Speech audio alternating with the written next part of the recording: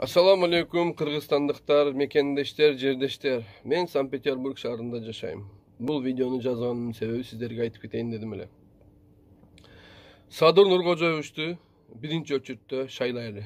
Экинчи очередте урматтуу туугандар, көрүп атасыңар, мурдакыдай тууган урук, $10.000 берип ишке кирип алайын, $20.000 берип ишке кирип алайын, бир креслону кармап алайын, бир жерде отуруп алайын, биринин начальниги болуп алайын деген убакыт келбейт. Көрдүңөр канча деген президенттер алмашты.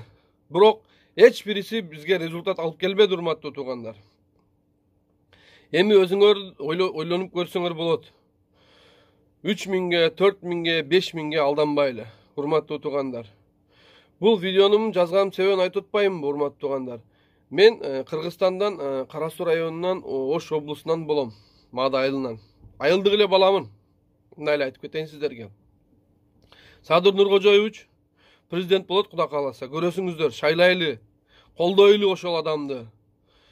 Мурдакыдай заман болбойт, башкача заман болот. Фабрикалар ачылат, заводдор ачылат, урматтуу туугандар. Көрөсүңөр, жолдор ондолот, урматтуу туугандар. Мына кандай деген нерселер болуп атат. Мына мисалы үчүн быйыл COVID-19 болду, көрдүңөр, эмнелер болуп кетти.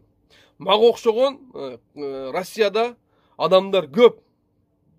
Элинен ажырап, семьясынан ажырап, Россияда жашап аткандар көп. Эми жаман дебейм Россияны деле. Россия деле жакшы иштеп атабыз. Кудайга миң марта шүгүр. Алхамдулилла дейиш керек. Шүгүр кылыш керек. Баарына шүгүр кылыш керек адам баласы. Урматтуу туугандар.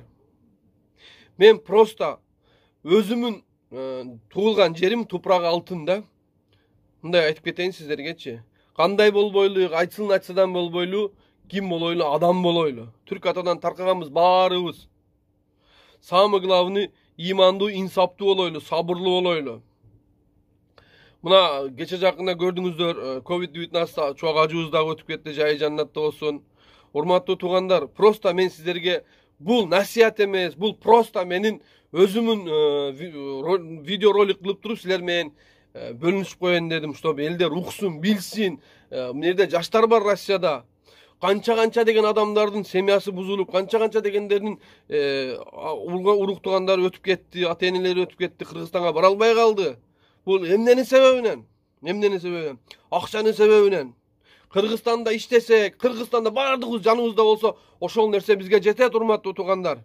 Силерден суранам, урматтуу туугандар. Садыр Нуркожоевичти колдоп коелу. Мына кечегиде Санкт-Петербург шаарынан досум Шеркулов Санжарбек сүйлөп кетти. Кара Суу районунан болот, Акташ айылынан. Болот, кече ошол досум сүйлөп кетти. 6 жыл иштеди ошол досум ушеде. Менин жанымда экөөбүз бир туруп, бир жатып жүрдүк, бир квартирада жашаган күндөр дагы болду. 6 жылда эч нерсеге иштей албадык, мындай айтайын да. Эми азыр ким может бир иштер жүрүшүп аткандыр, бир адамдардыкы. Урматтуу туугандар, просто ушул видеону таркатып коесуңар деген үмүттөмүн. Эгер жакшы жаман айткан болсом, кечирип коесуңар. Салам алейкум, рахматуллаху баракат. Аллага аманат.